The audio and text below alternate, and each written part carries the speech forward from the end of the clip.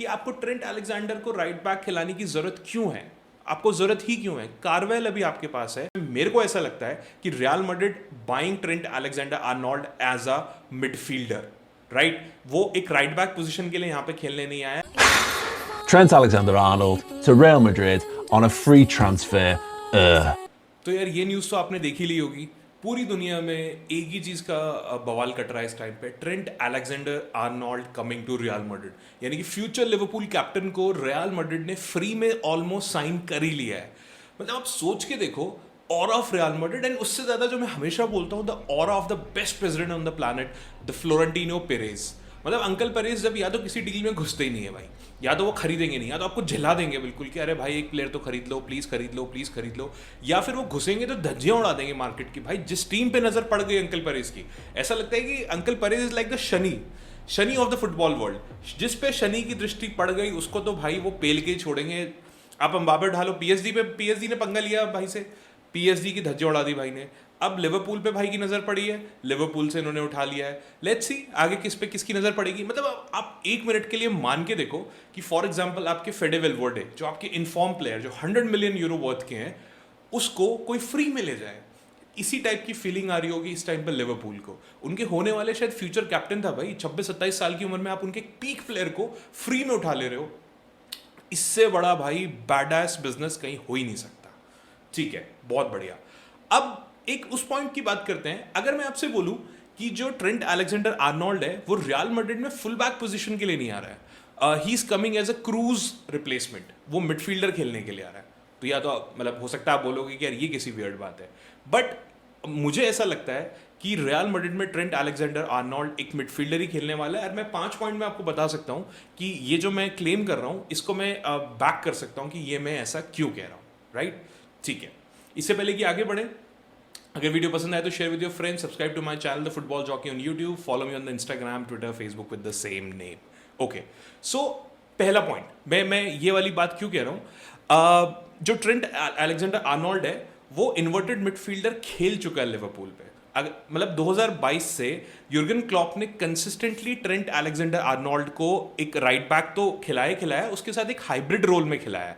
मतलब आप ये मान के चलो कि राइट बैक के साथ साथ वो मिडफील्ड में भी पुश होता रहा है। एंड इवन कई बार जब मिडफील्डर्स उनके इंजर्ड थे तो आपको वो सीएम या फिर काइंड ऑफ अ मैकेलिस्टर वाले रोल में मुझे बहुत बार खेलते हुए ट्रेंट अलेक्जेंडर आर्नोल्ड मिला है। मतलब अगर आप 22-23 सीजन की बात करो तो जो ट्रेंट की एवरेज पोजीशन मैप थी वो दिखा रही थी कि 48% टाइम जो है उसने सेंट्रल मिडफील्ड जोन्स में बिताया है। तो आप इसी बात से अंदाजा लगा सकते हो। इवन जो प्रोग्रेसिव पासेस हैं, यानी कि जो मिडफील्डर आगे के लिए पासेस करते हैं जो अटैक में काम आते हैं, उसमें 247 पासेस उसने कंट्रीब्यूट करें। एंड जो फाइनल थर्ड में, यानी कि जो बिल्कुल ऑलमोस्ट डी के पास जाके जो फाइनल थर्ड में जो पासेस बनते हैं, विच इज 219, जो कि यूरोप में एक तरीके से आप कह सकते हो किसी भी मिडफील्डर से सबसे ज्यादा पासेस करें। तो आप खुद ही मतलब ये 2-3 पॉइंट आपको खुद अंदाजा दे सकते हैं कि भाई वो प्लेयर में कैपेबिलिटी है मिडफील्ड में खेलने की। अगर मैं आपसे हाइपोथेटिकली बोलूं, वेलवर्डे तो आप ऑलरेडी राइट बैक पर खिला ही रहे हो ना यार। अगर आपको एक ऐसा मिडफील्डर मिल रहा है जो, अब मुझे पर्सनली ऐसा लगता है कि जो पोटेंशियल है ट्रेंट अलेक्जेंडर आर्नोल्ड की, तो you are getting another Valverde कहीं ना कहीं यहाँ पे। सो ये 2-3 पॉइंट ये बताते हैं कि वो लिवरपूल में भी खेलता आया है और वो रियल मैड्रिड में भी यहाँ पे खेल सकता है। अब सेकंड पॉइंट आता है जो कि बहुत इंपॉर्टेंट पॉइंट है, वो है कि मैड्रिड की जो इवोल्यूशन है उसको एक क्रूज की रिप्लेसमेंट की जरूरत है। टोनी क्रूज हम सबको पता है, हमारे पूज्य टोनी क्रूज जी ने मतलब हो ही गए रिटायर, अब उनके बारे में कोई बोलने की जरूरत नहीं है। उन्होंने जो एक लूप होल टीम में छोड़ा है, डजेंट मैटर आपके पास चुआमनी है, सिबेओस ने बहुत अच्छी फॉर्म दिखाई है, वेलवर्डे चलो ठीक है वो इधर उधर खेलता रहता है, बट स्टिल आपको जो एक मेन मिडफील्डर की जरूरत है जो लो ब्लॉक टीम्स के अगेंस्ट आपको एक विजन देगा या फिर एक आपको फ्लेयर देता है या फिर क्रिएटिविटी देता है, वो मिडफील्डर अभी भी आपके पास मिसिंग था। तो अगर आप अभी करंट जो मिडफील्डिंग वो देखो, उसमें शायद जो लूप होल है उसको ट्रेंट अलेक्जेंडर आर्नोल्ड यहाँ पे भर सकता है, क्योंकि आपको एक ऐसा मतलब एक अभी आपके पास प्लेयर्स है जिनके पास पेस है, उनके पास एग्रेशन है या फिर वो बॉक्स टू बॉक्स एनर्जी यहाँ पे रखते हैं, बट उनमें से कोई भी जो क्रूज की डिस्ट्रीब्यूशन है वो वाली एबिलिटी इनमें से कोई नहीं रखता। चाहे बेलिंगम की बात करो, चाहे आप चोमनी की बात करो, चाहे आप सिबेओस, शायद थोड़ा बहुत वो फिल कर सकता है, बट ऑब्वियसली वो इंजर्ड हो गया तो मैं उसकी बात ही नहीं कर रहा हूँ।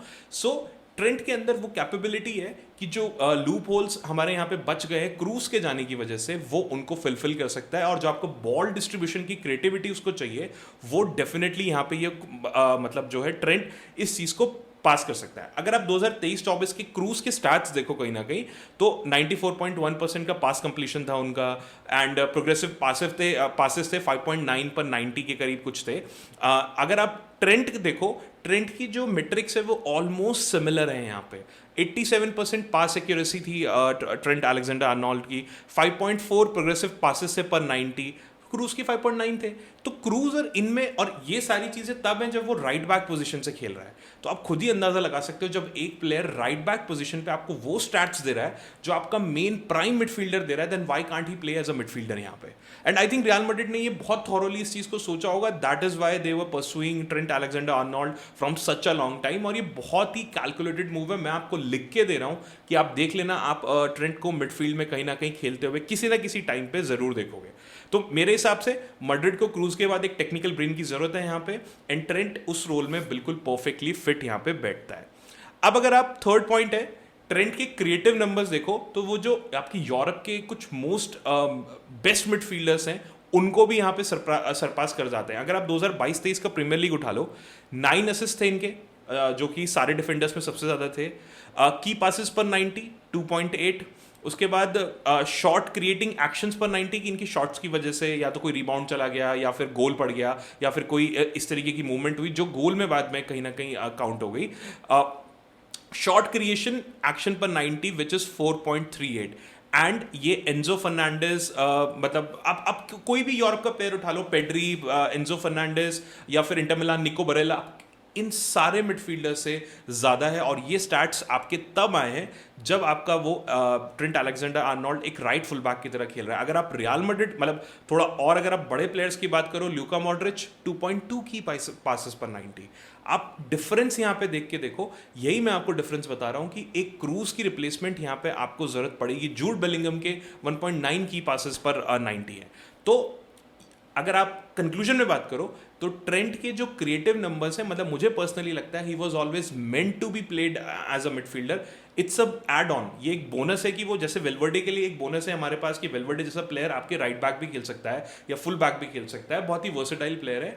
ट्रेंट अलेक्जेंडर आर्नोल्ड एक और आपके पास एक मतलब आप कह सकते हो कि बोनस है, जो फुल बैक तो खेलेगा ही, बट उससे ज़्यादा इंपॉर्टेंटली वो आपके लिए मिडफील्डर यहाँ पे खेल सकता है with creative passes, with passes in the final third, which the player who can distribute the ball.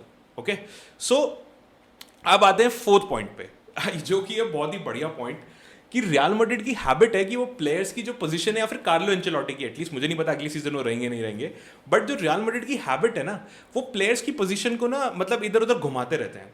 आप डेविड अलावा को ले लो, डेविड अलावा एक लेफ्ट बैक की तरह आया था रियल मैड्रिड में, उसको आपने सेंटर बैक खिला लिया, एंड इवन सीडीएम मतलब मिडफील्ड भी वो कुछ मैचेस इनिशियली खेला है, तो आपको जहां मन करता है वहां पे उसको खिला लेते हो।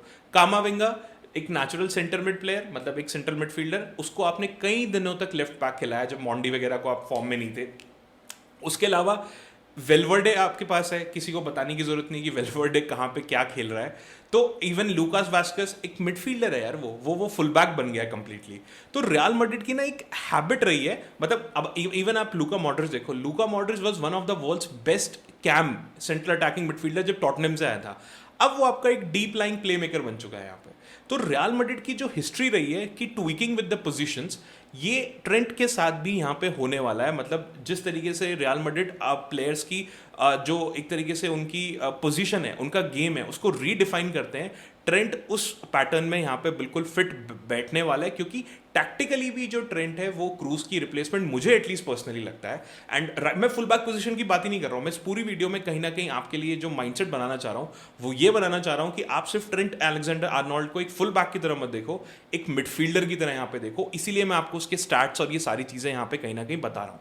तो मेरा पॉइंट ये है कि शायद ट्रेंट अलेक्जेंडर को यहाँ पे साइन करना एक प्लान हो सकता है कि उसको एक सेंट्रल टेम्पो कंट्रोलर मिडफील्ड में कन्वर्ट करने का, जैसे कि क्रूज था हमारे पास। और ये क्लब की जो फिलॉसफी है उसमें कंसिस्टेंट पैटर्न है, तो हो सकता है कि एक नया एग्जाम्पल आपको ट्रेंट अलेक्जेंडर का भी यहाँ पे मिल सकता है। लास्ट पॉइंट जो बहुत ही इंपॉर्टेंट पॉइंट है कि आपको ट्रेंट अलेक्जेंडर को राइट बैक खिलाने की जरूरत क्यों है। आपको ज़रूरत ही क्यों है? कार्वेल अभी आपके पास है, मैं मानता हूँ ACL इंजरी से आ रहा है, बट ज़रूरी तो नहीं है कि वो ख़राब खेले। अभी ऐसा कुछ आपको साइंस मिले तो नहीं है, ये तो बाद की बात है। आई पर्सनली फील कि कार्वेल इज स्टिल रिलायबल।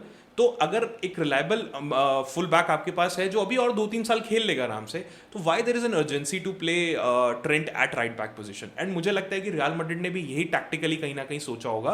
अभी आपको डायरेक्ट राइट बैक प्लेसमेंट की जरूरत नहीं है, रिप्लेसमेंट की, अगर कार्वेल आपके पास अवेलेबल यहाँ पे है। अगर कार्वेल ने अपना बहुत ही बेस्ट सीजन खेला, आप लोगों को भी पता है, मतलब टैकल्स पर 90 ऑलमोस्ट 2.1, पास कंप्लीशन 88%, इंटरसेप्शन पर 90 1.6, but he is not finished yet. कार्वेल अभी भी बचता है भाई। मुझे पर्सनली ऐसा लगता है कि 2-3 साल अभी कार्वेल बड़े आराम से खेल सकता है, and there is no panic to find the replacement for कार्वेल अगर वो फिट होता है तो।